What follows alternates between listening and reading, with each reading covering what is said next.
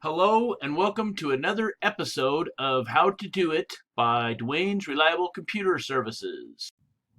So today we're going to talk about printers, and the first thing we're going to talk about is I get people that call me and say, hey, why does my printer show up 3 or 4 times when I go to devices and printers?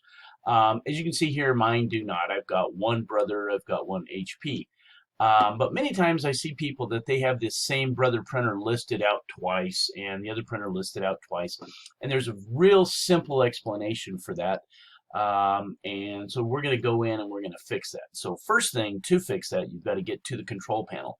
If you don't have a shortcut to the control panel, you can go to the search and you can type in control. And when you see control panel, you go ahead and click on that.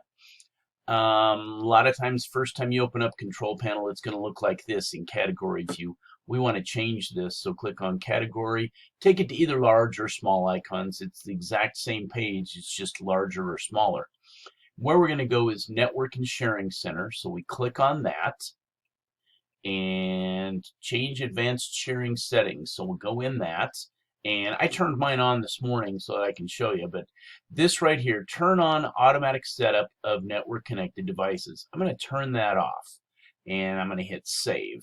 So now I will not get my printers reinstalling by themselves because that's what happens. So Windows have they've made it so that if you connect to a new network and it's a private network, say you're at a friend's house or you're at an office or whatever, it's not a Starbucks or coffee shop type network, that setting will help you to connect to their printer.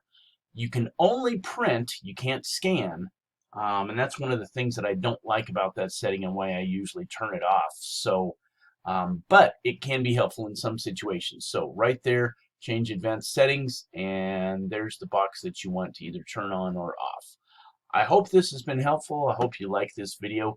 This is starting a new series of how to with printers, and there will be a few more in this series. Thanks for watching.